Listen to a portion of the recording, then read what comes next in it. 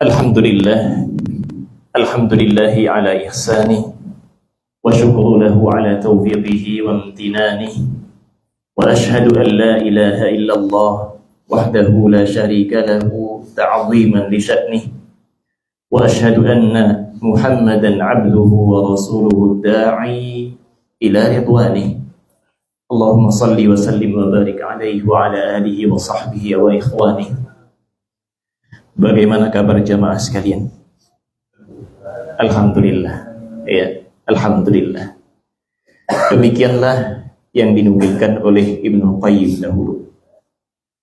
Beliau cerita jamaah, bahwasanya dulu Umar bin Khattab itu didatangi seseorang, kemudian orang itu menyampaikan salam, Assalamualaikum. Tentunya Umar jawab, Waalaikumsalam warahmatullahi wabarakatuh. Apa kata Umar? Kaifa anta? Ditanya sama Umar orang tersebut, ya, gimana kabar pian? Ya, bagaimana kabar engkau? Apa kata orang tadi? Ahmadu alaikallah. Ahmadu alaikallah. Saya memuji Allah terhadap engkau.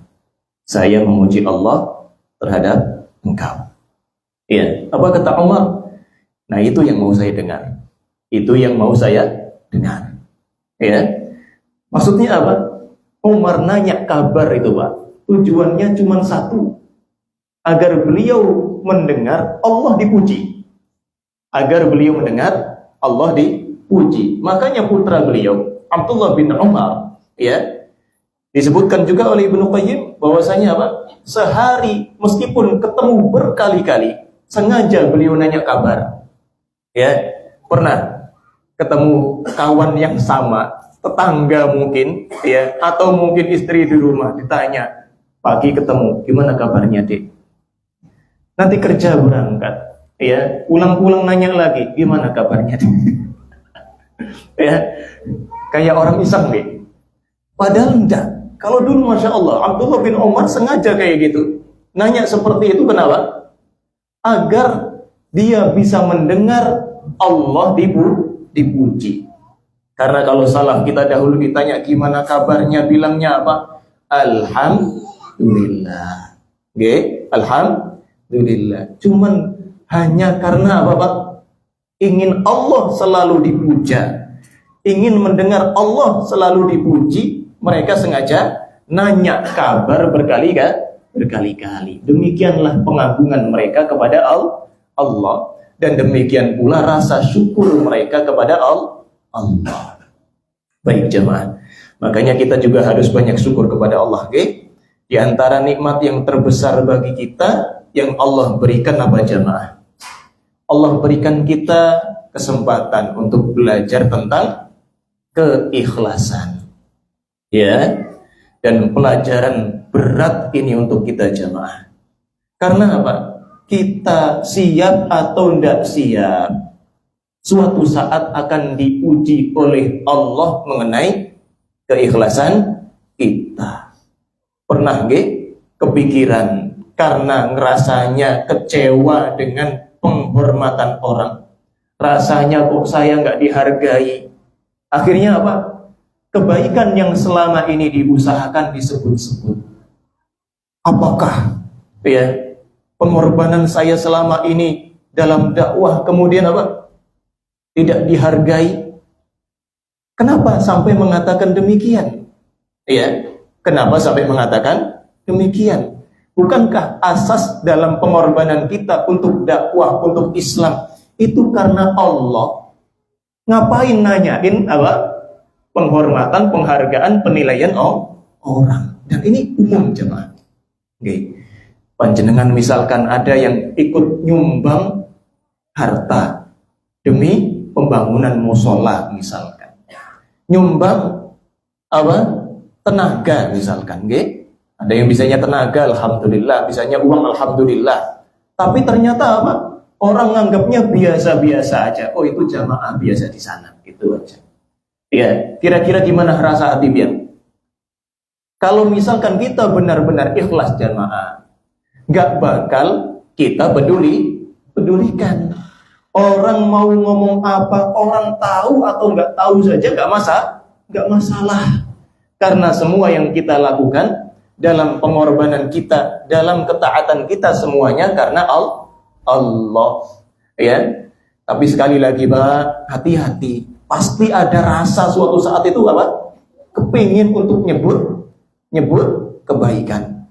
Ya, ada saat di mana kita akan diuji oleh Allah karena mungkin kecewa dengan sikap sebagian orang. Akhirnya apa tadi Pak?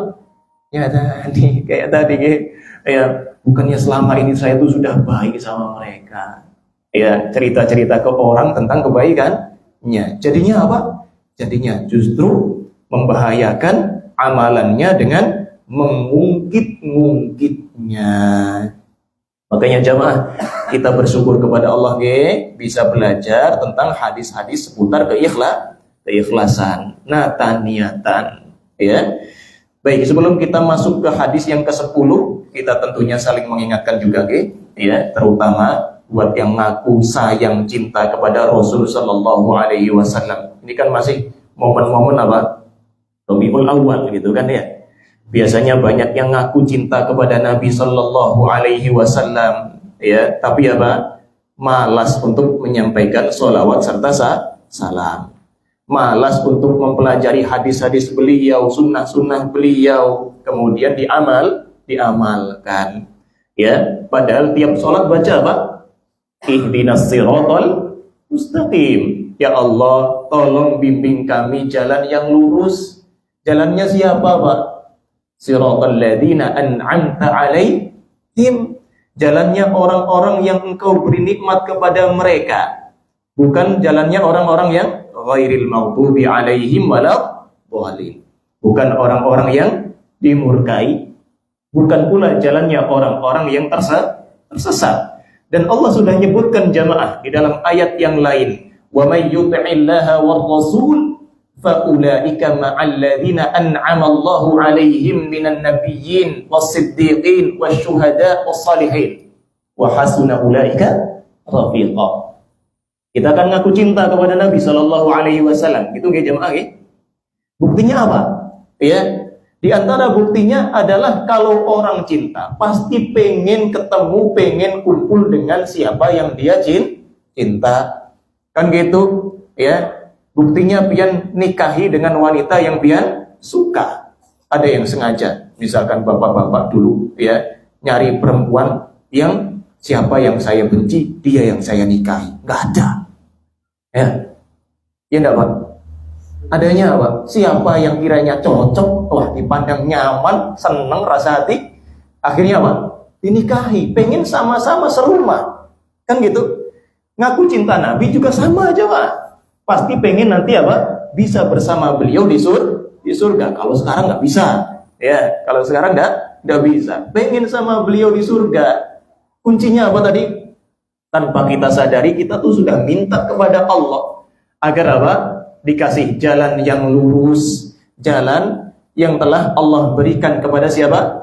Orang-orang yang Allah kasih nikmat kepada mereka. Di dalam ayat yang kedua tadi kita singgung siapa mereka. Yang pertama yang Allah sebutkan, yang Allah kasih nikmat itu siapa jemaah? An-Nabiyyin, para nabi. Dan sebelum Allah sebutkan tentang para nabi jemaah, syaratnya apa? Harus taat Allah, taat Rasul. Kalau hendak kumpul, ya. Jadi kalau pengen kumpul dengan Nabi Sallallahu Alaihi Wasallam di surga, maka apa? Taatlah kepada Allah dan Rasulnya. Demikian. Dan jelas nih jamaah orang yang menempuh jalan yang sama dengan kendaraan yang sama, ya niscaya pasti nanti apa? Sampai di pelabuhan yang sama, ya. Pasti apa? Berlabuh di tempat yang sama. Demikian sederhana jemaah. Kalau Rasul Shallallahu Alaihi Wasallam dan para sahabat dahulu seumur hidupnya apa? Mereka berjalan di atas hidayah Allah, di atas sunnahnya, tuntunannya Nabi Shallallahu Alaihi Wasallam. Ya, dengan tata cara yang beliau ajarkan. Ya jalannya sama, kendaraannya sama, kumpulnya di mana? Di tempat yang sama, turunnya di tempat yang sama. Kecuali ada yang sengaja turun dari kendaraan tersebut, enggak ada. Mana mungkin ada muslim pengen apa? Meninggalkan kendaraan Islam, kendaraan Islamnya, kan gitu. Ya. Demikian jemaah. Jadi apa? Sebenarnya di dalam atau di balik surat Al-Fatihah itu ada surat cinta. Okay. Surat cinta kita yang kita utarakan kepada Allah tentang bagaimana harapan kita bisa berkumpul dengan Nabi Sallallahu Alaihi Wasallam di surga. Ya, baik. Lanjut, sudah cinta-cintaannya. Sekarang kita masuk ke hadis yang ke-10. Okay. Hadis yang ke-10 ini kata Al-Imam An-Nawawi rahimahullahu ta'ala dari sahabat yang mulia Abu Hurairah, semoga Allah meridainya. Beliau mengatakan, qala Rasulullah sallallahu alaihi wasallam.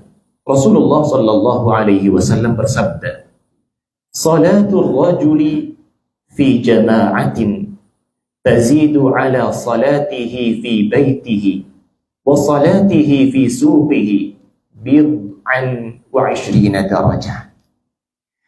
Hadis ini diawali dengan pembahasan tentang apa tadi jamaah kira-kira? Salat jamaah. Ya.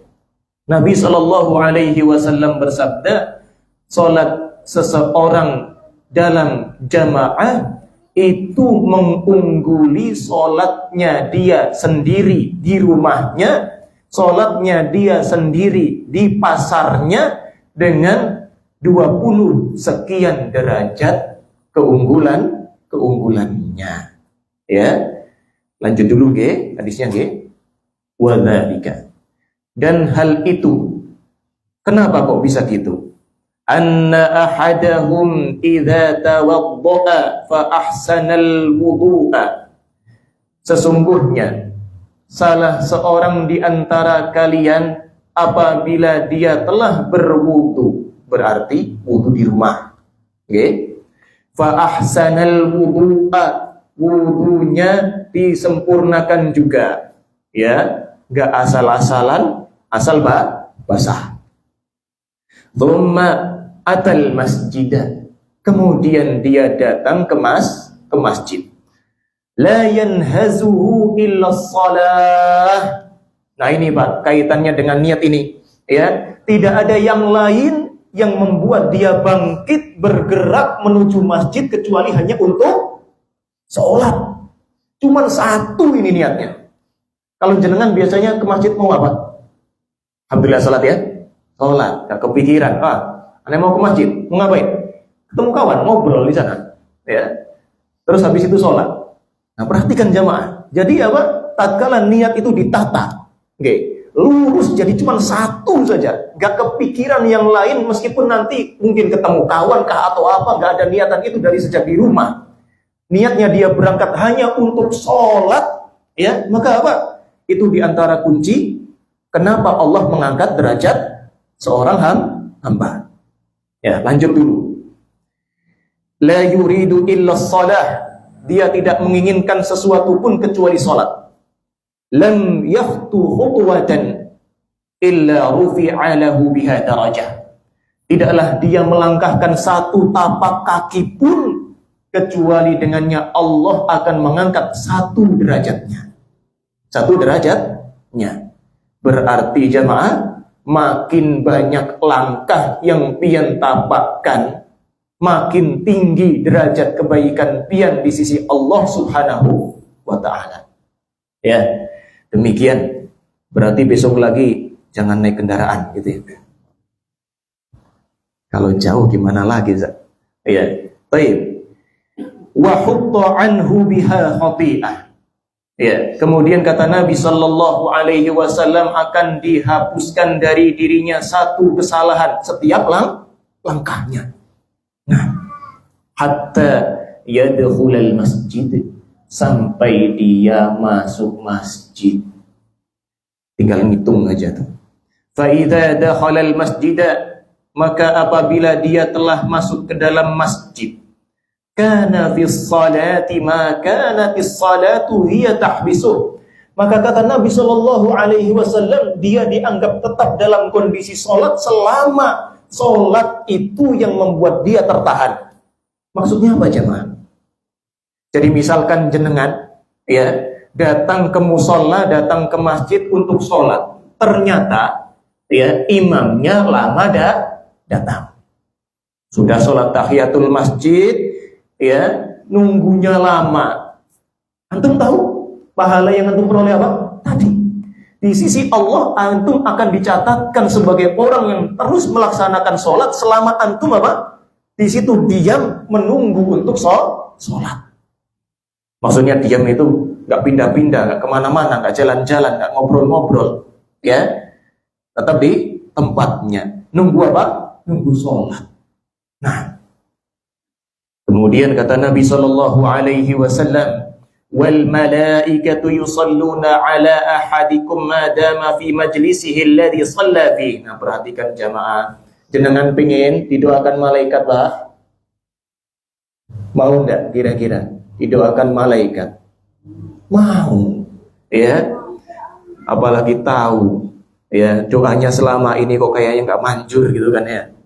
Ya biar malaikat aja yang doakan. Gimana caranya? Kata Nabi Shallallahu Alaihi Wasallam, dan para malaikat itu akan mendoakan kepada salah seorang di antara kalian selama dia tetap berada di tempat duduknya, di mana dia sholat di sana, bertahan di situ, nahan dirinya, nggak kemana-mana, nggak terpecah fokus niatnya kecuali hanya untuk sholat saja. Diam di situ berzikir kepada Allah, diam di situ ngaji misalkan, ya. Padahal nggak sholat dicatat seperti orang yang sedang sholat. Padahal nggak kelihatan sibuk dengan apapun, kelihatannya duduk, ya. Tapi didoakan oleh para malaikat. Nah, kemudian Nabi bersabda, mereka mendoakan, Allahumma arhamhu, ya Allah rahmati dia. Ya, jadi diam-diam ternyata ada malaikat yang mendoakan kita, semoga Allah menyayangi kita. Allahumma ighfir lahu, ya Allah ampuni dia. Allahumma tub alaihi, ya Allah berikan taubatmu kepadanya. Ya, ma lam yudhi fih, ada syarat lagi nih jamaah. Selama dia tidak menimbulkan gangguan di situ. Oke. Selama apa tadi? Dia tidak menimbulkan gangguan di sana. Ya, berarti ini diantara adab jamaah. Kalau lagi nunggu sholat, jangan sampai menimbulkan gangguan bagi jamaah yang lainnya. Bahkan masih ingat gak? Rasul saja menegur kalau orang sholat jangan dikeraskan bacaannya karena mengganggu orang di sebelahnya. Maka apa? Jangan menyengaja untuk apa? Menimbulkan gangguan yang lainnya. Meskipun itu bacaan Al-Quran. Ya, apalagi kalau misalkan jenengan paham bahasa Arab, ya paham bacaan Al-Quran yang baik, yang ngaji kencang jemaah. Udah kencang, bacaannya berantakan. Kira-kira gimana? Rasa hatinya, doh ya Allah, pengen benerin aja. Ya, apalagi misalkan apa? Bacaannya salah-salah, ngerubah makna. Waduh, bener-bener bisa merusak kekhusyuan orang itu. Demikian. Baik jamaah sekalian. Kemudian malam yuhdits fi. Syarat yang berikutnya apa jamaah? Dia tidak berhadas. Ya, dia tidak batal wudunya. Baik jamaah sekalian, itu guys singkat tentang hadisnya. Nah, jadi kita mulai dari mana nih jamaah? Kita mulai dari keutamaan sholat jamaah aja, guys. Masih ingat kira-kira? Tadi kan disebutkan Nabi Shallallahu Alaihi Wasallam bahwasanya keunggulan sholat jamaah dibandingkan dengan seseorang kalau sholat di rumah atau sholat misalkan di pasarnya, ya itu 20 sekian derajat lebih tinggi keunggulannya dibandingkan dengan sholatnya sendirian. Nah, dalam hadis yang lain hafal semua, sholatul jamaati tafdulu ala salatil fardhi bi 27 darajah. Sholat jamaah itu lebih afdol, lebih utama dibandingkan dengan sholat sendirian. Berapa bandingannya tadi jamaah? Dengan 27 derajat bandingannya. Oh iya, tadi hadis yang pertama itu hadis yang sahih nggih. Hadis yang ke-10 tadi hadis riwayat Imam Bukhari dan Muslim, kemudian lafalnya Imam Muslim. Kalau yang umum ini nggih, hadis yang muttafaqun alaih juga, hadis riwayat Bukhari dan Muslim juga. Baik, lanjut. Ya. Di hadis yang lain jamaah, Masya Allah, insya Allah jamaah pernah dengar. Biasanya Ramadan disinggung nih jamaah. Apa itu? Nabi Shallallahu Alaihi Wasallam bersabda, "Man shallal isya'a fi jamaah." Siapa saja yang sholat isya dalam jamaah, faka'annama qama nisfal lail, maka apa? Seakan-akan dia melaksanakan sholat separuh malam. Separuh malam. Itu ganjarannya, Pak. Ya, jadi kalau misalkan seseorang melaksanakan sholat Isya saja berjamaah, ya Allah kasih pahala, Pak, seperti dia sholat malam setengah malam, ya berarti nggak usah sholat malam gitu, Pak. Ya orang beriman itu ya semakin ada kesempatan untuk mendapatkan kebaikan semakin dia manfaatkan, bukan merasa mencukupkan diri, cukup ini aja lah. Ya, standarnya mohon maaf ya, itu standar yang rendahan gitu, padahal sudah Allah kasih bonus. Giliran kalau dunia aja, Masya Allah ya, ada diskon sekian, padahal diskonnya apa? Setelah harganya dinaikkan. Itu aja rame-rame datang gitu kan ya. Ini Masya Allah bonusnya banyak dari Allah Subhanahu wa ta'ala ya, masa kita malah menyia-nyiakan ya. Lanjut ke jamaah. Kemudian wa man shalla subha fi jamaah, kata Nabi Shallallahu Alaihi Wasallam, dan barang siapa yang sholat subuh dalam jamaah, faka'annama shallal laila kullah, maka apa? Seakan-akan dia telah sholat malam sepenuhnya. Masya Allah, inilah kemurahan Allah kepada orang-orang Muslim, umatnya Nabi Muhammad Sallallahu Alaihi Wasallam. Ya, jadi luar biasa, Pak. Kebaikan yang satu saja Allah lipat gandakan sampai tanpa perhitungan. Ya, demikian. Cuman sholat jamaah, sholat isya, pahalanya macam kita sholat separuh malam. Apalagi kalau misalkan bisa nambah sholat malam. Ya, dan para sahabat biasa sholat malam. Dan Rasulullah pun negur sahabatnya kalau enggak sholat malam. Bukan berarti mereka enggak sholat malam. Ya, bukan berarti mereka nggak dapat pahala jamaah, bukan. Ya, tapi apa? Supaya mengajarkan kesemangatan apa boleh? Ya, keseriusan, semangat dalam mengejar kebaikan. Rasulullah meskipun sudah menyampaikan demikian, tetap apa? Tetap memerintahkan para sahabatnya menjaga sholat malam.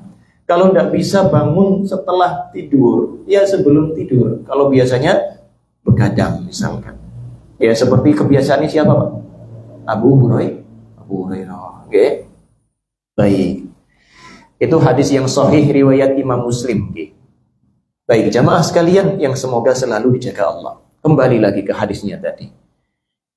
Kriteria yang Rasul sebutkan di dalam hadis tadi yang bisa mengangkat derajat seorang hamba dan menghapus dosanya apa saja tadi jemaah? Yang pertama, apa tadi? Bersuci dengan sempurna sejak dari rumah. Jadi keran-keran di musola, di masjid itu nggak kepake nanti ya. Kecuali yang batal, atau yang dalam perjalanan. Ya, jadi apa? Mulai dengan bersuci secara sempurna sejak di rumah. Kemudian yang kedua apa tadi? Niatnya hanya untuk sholat. Niatnya hanya untuk sholat. Demikian. Kalau ada bonus kajian habis itu ya alhamdulillah. Ya. Kemudian jamaah yang ketiga apa? Dengan berjalan kaki. Dengan apa? Jalan kaki. Berarti kalau naik kendaraan gak ada dapat, ya, gak dapat bonus, ya, gak ada hadisnya apa setiap putaran roda dihapuskan satu kesalahannya, misalkan tidak ada. Setiap tetes bensin yang dihabiskan mengangkat derajatnya, nggak ada hadisnya. Ya, tinggal berharap aja, semoga jadi pahala gitu aja. Bensin yang dikorbankan, ya, jadi infak di jalan Allah, ya. Roda yang tergerus aspal misalkan, itu apa? Bernilai infak di jalan Allah. Ya itu saja mungkin yang bisa kita harapkan, ya. Berarti apa? Tadi syaratnya apa? Jalan kaki. Dan kalau antum atau kita nukilkanlah nanti, hadis-hadis tentang jalan kaki ke masjid ini luar biasa jemaah. Banyak, dan apa tadi kita sudah sebutkan, tinggi rendahnya derajat yang diangkat, banyak sedikitnya dosa yang diampuni, itu sesuai dengan banyaknya langkah kaki jemaah. Baik, kita nukilkan hadis yang pertama, ya, dari Abu Hurairah radhiyallahu taala anhu. Beliau mengatakan, anna Nabi sallallahu alaihi wasallam qala, sesungguhnya Nabi sallallahu alaihi wasallam bersabda, man ghada aw raha ilal masjid, man ghada ilal masjid aw raha, siapa yang berangkat ke masjid, mau berangkatnya pagi sampai siang, subuh sampai zuhur misalkan perjalanannya, atau siang sampai malam, maka apa? A'addallahu lahu nuzulahu minal jannati kullama ghada aw raha, muttafaqun alaih. Apa artinya jemaah? Setiap kali Allah saksikan hamba itu berangkat ke masjid, Allah akan selalu siapkan jamuan bagi dia di surga. Ya, Allah akan selalu siapkan bagi dia jamuan di surga setiap kali dia berangkat ke sana. Tenang aja, jamuan surga nggak bisa basi jemaah. Ya, disiapkan sekarang dari subuh, antum meninggalnya 100 tahun lagi, kiamatnya mungkin 1000 tahun lagi, kita nggak tahu. Ya, kapan Allah tegakkan, nggak bakal basi. Allah kumpulkan semua itu untuk kita. Ya, demikian. Itu yang pertama, masya Allah. Ya, besok lagi jalan kaki jauh sekali ya kalau ke sini. Ya, tapi kalau ada masjid yang lebih bisa dijangkau dengan jalan kaki, sebaiknya jalan kaki. Ya, demikian. Baik, hadis yang lain jamaah. Hadis Abu Musa al-Asy'ari radhiyallahu taala anhu. Beliau mengatakan bahwasanya Rasulullah sallallahu alaihi wasallam bersabda, "A'dhamun nasi ajran bis shalah." Orang yang paling agung, yang paling besar pahalanya dalam sholat itu siapa jemaah? Ab'aduhum fa'ab'aduhum mamshan, kata Nabi SAW. Orang yang paling jauh jarak perjalanannya menuju masjid, itu yang paling banyak pahalanya, paling besar pahalanya di sisi Allah. Paling jauh perjalanannya menuju masjid. Walladhi yantadhiru shalah hatta yusalliha, atau hatta yusalliha, dan orang yang menunggu salat sampai dia laksanakan salat itu, misalkan salat Isya. Kalau dulu kan ada kejadian di zaman Rasul, ya, Rasul nggak keluar, ya, sampai malam, mungkin sampai jam 10-an lah, ya. Kata Nabi SAW, siapa yang hendak menunggu waktu salat ditegakkan, sampai dia laksanakan bersama imam, itu a'zamu ajran minal ladzi yusalli tsumma yanam. Ya, lebih agung pahalanya dibandingkan dia sholat duluan, kemudian dia juga tidur duluan. Hadis sahih riwayat Imam Bukhari dan Muslim. Ada lagi jemaah. Hadis riwayat Imam Abu Dawud. Rasulullah sallallahu alaihi wasallam bersabda, Basyiril masya'ina fi dhulmi ilal masajidi bi an-nuri tammi yaumal qiyamah. Apa sabda Nabi SAW? Ini khusus buat orang yang jalan malam-malam jemaah. Berarti apa? Entah sholat Isya atau entah sholat subuh, ya, di kegelapan malam. Apa sabda Nabi SAW? Sampaikan kabar gembira kepada orang-orang yang masya'. Orang-orang yang jalan, Pak. Bukan orang yang naik unta, naik kuda, naik keledai, naik motor, naik mobil, bukan. Ya, sampaikan kabar gembira kepada orang-orang yang berjalan di kegelapan malam, ya, menuju masjid-masjid Allah, mereka akan memperoleh cahaya yang sempurna pada hari kiamat. Akan dapat apa? Cahaya yang sempurna pada hari kiamat. Ya, Masya Allah. Hadis riwayat Imam Abu Dawud. Hadis yang lain, yang nggak usah ditawarkan, saya sebutkan aja. Kisahnya siapa? Jabir bin Abdullah, jamaah. Jabir bin Abdullah ini rumahnya jauh dari masjid, jamaah. Kayak kita. Rumahnya apa? Jauh dari masjid. Sampai apa? Beliau kepikiran untuk jual rumahnya supaya bisa beli rumah yang dekat masjid. Sampai seperti itu, jemaah. Ya. Niatnya baik enggak? Baik. Ya. Tapi mungkin kalau sekarang ya, ada faktor yang lain juga. Gak cuma dekat masjid tapi juga mungkin lingkungannya baik. Ya. Itu jadi pertimbangan tersendiri. Tapi kalau zaman dahulu, para sahabat itu orang-orang pilihan Allah untuk menjadi apa? Sahabat Nabi. Ya secara umum ya orang-orang baik semualah, gitu kan. Tapi beliau tetap pengen pindah, jemaah. Karena apa? Rumahnya jauh dari masjid. Apa kata Nabi Shallallahu Alaihi Wasallam? Ya, ternyata Nabi melarang beliau dan mengatakan, Innalakum bikulli khutwatin darajah. Seperti hadis tadi. Sesungguhnya bagi kalian yang rumahnya jauh harus jalan kaki ke masjid jauh, ya. Sesungguhnya bagi kalian apa? Setiap langkah yang kalian tapakkan ada derajat yang akan ditinggikan. Gak jadi pindah, gak jadi pindahan. Masya Allah. Hadis ini sahih juga riwayat Imam Muslim. Adzan dulu kan? Nggih.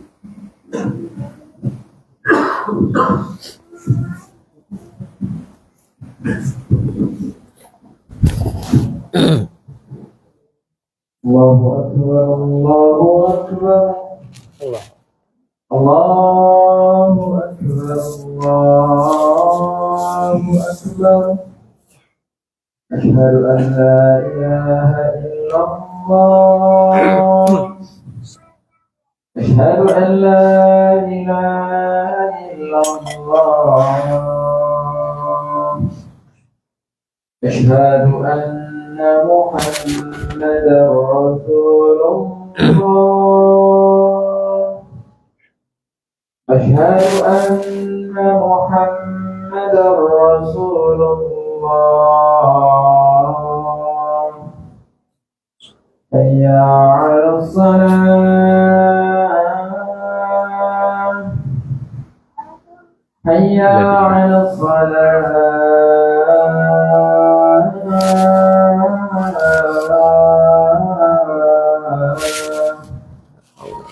حي على الفلاح حي على الفلاح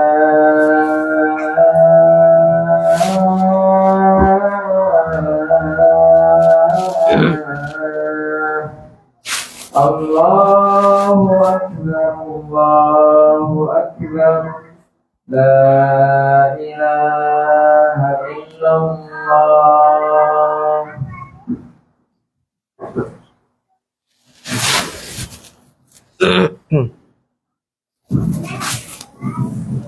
Baik, lanjut lagi ke jamaah. Masih banyak. Sabar. Hadis yang berikutnya jamaah berkaitan dengan ini. Diceritakan oleh sahabat yang mulia Ubay bin Ka'ab. Semoga Allah meridainya. Beliau cerita, dahulu ada sahabat yang kata beliau, orang ini nggak ada yang lebih jauh rumahnya dibandingkan dia dari masjid. Allahu a'lam. Kalau misalkan dari sini, tapi masih di Pelahari yang paling jauh jaraknya di mana jemaah? Ya, jauh sekali. Kemudian apa? Ditegurlah oleh beliau, kenapa pian tidak beli keledai agar pian bisa menungganginya di waktu petang atau di waktu siang? Apa jawabnya? Kalaulah misalkan rumah saya dekat masjid itu saya tidak suka. Bisa gitu. Ya, kenapa? Karena apa? Saya itu ingin setiap kali saya melangkahkan kaki untuk berangkat ke masjid, setiap kali saya pulang ke keluarga saya dengan berjalan kaki ini Allah mencatatkan apa? Mencatatkan kebaikannya. Ya, dicatat sebagai amal saleh. Didengarlah hal tersebut oleh Nabi sallallahu alaihi wasallam. Apa kata Nabi sallallahu alaihi wasallam? Qad jama'allahu laka dzalika kullah. Sungguh Allah telah mengumpulkan semua itu untukmu. Semua tapak kakinya yang dia langkahkan, setiap langkah yang dia tapakkan, jemaah. Ya. Semuanya nggak ada yang luput, semuanya dicatat dan dikumpulkan oleh Allah Subhanahu wa taala sebagai pahala kebaikan. Demikian, ya. Dan kisah yang serupa juga kayak Jabir tadi, Bani Salimah. Bani Salimah ini satu kabilah lah gampangnya, atau satu keluarga besar. Sama, mereka ngerasanya rumah mereka, pemukiman mereka ini jauh dari Masjid Nabi Sallallahu Alaihi Wasallam. Akhirnya mereka kepikiran apa? Pindahan satu kampung. Satu kampung pengen pindahan. Ya, Bani Salimah pengen pindahan kemana? Nyari tanah yang tidak terlalu jauh dari masjid. Tapi tatkala apa? Mengetahui hal itu Rasulullah Sallallahu Alaihi Wasallam ya menanyakan kepada mereka perihal niat mereka tersebut. Dan mereka mengiyakannya. Kemudian Rasulullah sallallahu alaihi wasallam mengatakan kepada mereka, ya Bani Salimah, diyarakum tuktab atharukum. Diyarakum tuktab atharukum. Tetaplah kalian berada di rumah-rumah kalian itu, niscaya apa? Setiap langkah kaki kalian akan dicatatkan. Masya Allah, ya, hendaklah kalian tetap di sana, niscaya setiap langkah kalian akan dicatat oleh Allah Subhanahu wa Ta'ala. Berarti besok pindahan, pilih rumah yang jauh dari masjid gitu. Nggak usah ya, mah ya, yang sudah disyukuri. Tapi kalau misalkan seperti tadi ada kondisi yang lain, okay? Oh misalkan lingkungan di sini buruk, hendak cari lingkungan yang lebih baik. Ya, kemudian dapat yang dekat masjid juga tidak masalah. Tapi kalau semuanya kondusif, kemudian memungkinkan akses kita untuk ke masjid, datang ke masjid nggak telat-telat dengan jalan kaki misalkan, maka apa? Ya tidak usah pindah. Ya, tidak usah pindah. Demikian. Baik, jamaah sekalian yang semoga selalu dijaga Allah Subhanahu wa Ta'ala. Kalau jenengan ditanya, adab terbaik seseorang berangkat menuju masjid apa saja? Oke, insyaallah. Tadi sudah kita singgung, ya. Yang pertama, setelah wudhu di rumah, kita jalan menuju masjid dengan apa? Dengan waqar dan sakinah. Ya, apa itu waqar dan sakinah? Ini sudah disinggung oleh para ulama, di antaranya Imam Nawawi dalam syarah Sahih Muslim. Jadi kalau berangkat ke masjid itu pakai apa? Mode sakinah, mode waqar. Ya, macam HP ada mode silentnya itu kan? Ya. Apa itu sakinah? Kata Imam Nawawi adalah al-ta'anni fil harakah wal bu'du 'anil abath. Ya.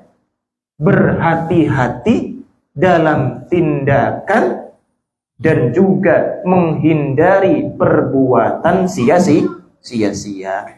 Jadi jalan ke masjid sambil apa? Tenang, kondisinya dia nggak nola-nole, nggak iseng melakukan ini, melakukan itu. Kalau sekarang godaannya HP, ya, kelihatannya tenang, khusyuk, ya, tunduk gitu kan ya, ngeliatin layar. Nah, padahal apa? Ya, hendaklah kita berhati-hati dalam tindakan dan menghindari hal-hal yang sia-sia. Itu adab pertama tadi apa? Sakinah. Berjalan dengan sakinah. Kemudian apa tadi? Yang kedua sebenarnya ini gandengan, waqar. Waqar ini biasanya diterjemahkannya dengan jalan kayak penuh wibawa gitu, ya, berjalan dengan penuh wibawa. Kadang, Mbak, sekarang kalau misalkan jenengan di kampung, Mbak, kampungnya ini biasanya masyarakatnya nggak sholat jamaah. Kalau jenengan jalan kaki lewati rumah-rumah warga yang nggak biasa jamaah, biasanya diapain? Dilihatin, ya.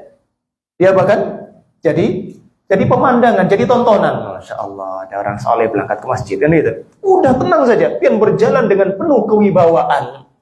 Ya, kita berjalan untuk sholat karena Allah sudah abaikan omongan orang. Ya, demikian. Makanya kata beliau, kewibawaan yang dimaksudkan di sini adalah kewibawaan dalam tampilan kita. Ya, selain pakaiannya yang baik, ya sikapnya juga baik. Menahan pandangan, ya, gak nola-nole. Oh, masya Allah, ada yang jualan pentol di sana, ya, ada yang jualan, ya, iya, jualan cilok, apalagi yang jualan mbak-mbak, misalkan, bahaya ini. Fokus kata beliau, kata Imam Nawawi, ya, jadi kewibawaan dalam tampilan, menahan pandangan, fokus di jalan tanpa berpaling kanan kiri, sudah benar-benar fokus. Makanya tadi kata Nabi SAW apa? La yanhazuhu illa shalah. Gak ada yang bikin dia bangkit, gak ada yang bikin dia berjalan menuju masjid kecuali apa? Salat. La yuridu illa shalah, kan gitu. Tidak ada yang dia inginkan kecuali satu saja. Saya cuma mau sholat. Itu masya Allah. Ya makanya apa? Pasti jalannya dengan penuh wibawa menuju Allah Subhanahu Wa Taala, merasa apa? Penuh wibawa sebagai seorang hamba yang dipanggil oleh Allah, digerakkan hatinya, digerakkan kakinya menuju rumah Allah Subhanahu wa Ta'ala. Kemudian ada berikutnya jamaah.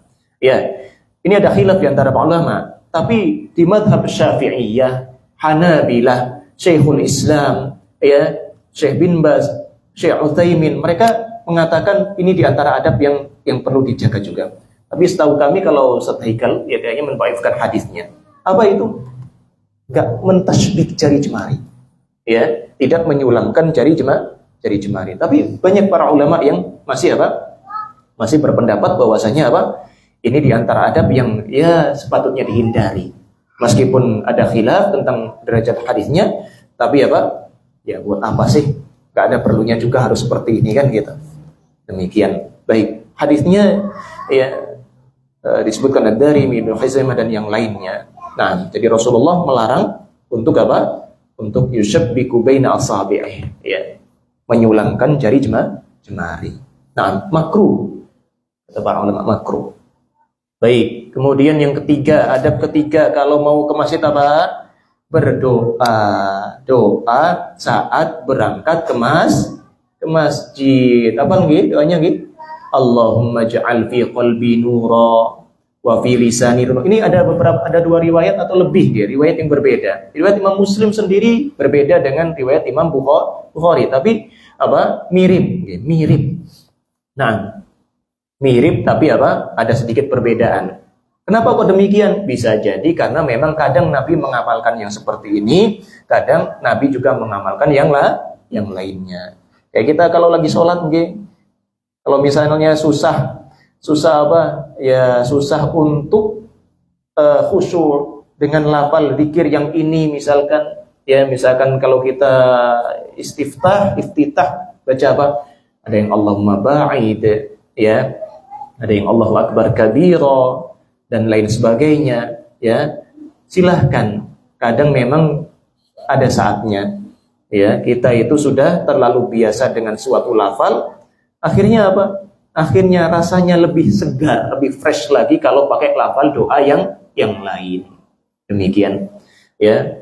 Minta apa? Kalau perjalanan ke masjid, Allahumma ja'al fi qalbi nura wa fi lisani nura wa fi sam'i nura wa fi basari nura wa ja'al min khalfi nura wa amami nura wa min fawqi nura wa an yasari nura. Mana tadi? Sam'i an yamini nura wa an shimali nura. Ya, Allah musta'an. Itu riwayat Muslim, afwan, kecampur saya. Ya qalbi nura wa fi lisani nura wa fi sam'i nura wa basari nura, ya, wa min khalfi waj'al fi min khalfi nura wa min amami nura wa min fawqi nura wa min tahti nura, Allahumma a'tini nura. Itu riwayat Imam Muslim seperti itu. Antum pakai yang mana? Ya. Apa sih artinya? Minta cahaya kepada Allah. Ya Allah, jadikan dalam hatiku cahaya, di lisanku cahaya, di pendengaranku cahaya, di mataku cahaya, dari belakang bercahaya, dari depan bercahaya, dari atas bercahaya, bawah bercahaya. Ya Allah, berikan aku cahaya. Cahaya hidayah atau cahaya nanti pada hari kiamat juga. Nah, baik. Lanjut. Apalagi adabnya? Masuk masjid dengan kaki apa dulu? Kaki kanan. Ya, ada hadisnya? Ada, tapi hadisnya banyak dilemahkan para ulama, jemaah. Ya, hadisnya diriwayatkan Imam Hakim dalam Mustadraknya. Kata beliau dari Anas bin Malik annahu kana yaqul, Anas bin Malik dulu bilang, "Minas sunnati idza dakhaltal masjida an tabda'a bi rijlikal yumna." Di antara adab kalau pian hendak di antara sunnah alias apa? Ajaran Rasul. Kalau pian hendak masuk masjid, pian dahulukan kaki kanan. Ya, ini hadis yang diperdebatkan keabsahannya oleh para ulama dan hadisnya dhaif, ya, lemah. Terus gimana, Ustaz? Apakah benar disunnahkan untuk masuk masjid pakai kaki kanan duluan? Naam, tetap disunnahkan sebagaimana keumuman hadis Ibnu Aisyah, Rasulullah sallallahu alaihi wasallam itu apa? Yuhibbut tayammunu mastata'a. Ya, Rasulullah itu senang sekali mendahulukan kaki kanan dalam segala hal yang beliau bisa. Dalam segala hal yang beliau bisa. Fi sya'nihi kullih, dalam seluruh urusannya. Makanya Imam Bukhari saat menukilkan hadis ini, beliau bikin judul babnya apa? Babun at-tayammunu fi dukhulil masjidi wa ghairihi. Bab mendahulukan kaki kanan dalam atau saat masuk masjid dan juga kondisi yang lainnya. Ya, itulah atau apa mazhab yang dijelaskan oleh Al-Imam Al-Bukhari rahimahullahu taala. Baik, jadi meskipun hadis yang pertama tadi diperdebatkan oleh para ulama dan hadisnya memang lemah, tapi apa? Tetap saja ada hadis yang lainnya, hadis yang muttafaqun alaih, yang umum menunjukkan Rasulullah senang sekali mendahulukan yang kanan, ya, dalam segala urusannya. Nah, dan kesimpulannya tadi sudah dijelaskan Imam Bukhari. Kemudian apalagi adabnya, jemaah? Kalau mau masuk masjid, baca doa. Yang gampang apa? Allahumma ftahli abwaaba rahmatik. Itu paling ringkas, jemaah. Dalam riwayat yang lain sholawat dulu, ya, kemudian isti'adzah dulu, minta perlindungan kepada Allah, a'udzubillahil azim wa biwajhil karim wa sultanihil qadim minasyaitonir rajim. Ya, baru apa? Baru Allahumma ftahli abwaaba rahmatik. Nah, demikian. Dah tahu aja insyaallah, tinggal diamalkan, ya. Jadi intinya apa, jemaah? Ada dua keutamaan, ini terakhir simpulan, ya. Ada dua keutamaan dalam hadis yang ke-10 tadi, ada keutamaan bagi orang yang bersuci dengan sempurna dan jalan ke masjid dengan niat sholat saja. Apa tadi keutamaannya? Diangkat derajatnya setiap langkah dan juga dihapuskan dosanya. Kemudian kalau orangnya bersuci dengan sempurna, jalan ke masjid dengan niat sholat, kemudian apalagi di masjid dia menunggu sholat, tidak pindah-pindah, tidak menimbulkan gangguan, tidak membatalkan kesuciannya, maka apa? Dia akan mendapatkan pahala sholat selama menunggu di tempatnya, dan dia akan didoakan kebaikan bagi oleh malaikat baginya, didoakan oleh malaikat kebaikan baginya, doa rahmat, doa ampunan, doa pemberian taubat kepadanya. Nah, sampai situ dulu, Demikian, mohon maaf kalau misalkan ada kekurangan, ada kesalahan atau ada poin yang belum sempat kita sampaikan, ya, berkaitan dengan hadis tadi, ya. Yang pasti apa, jamaah, ya, dalam hadis ini Rasulullah mengajarkan kita untuk pintar-pintar menjaga dan menata niatan kita.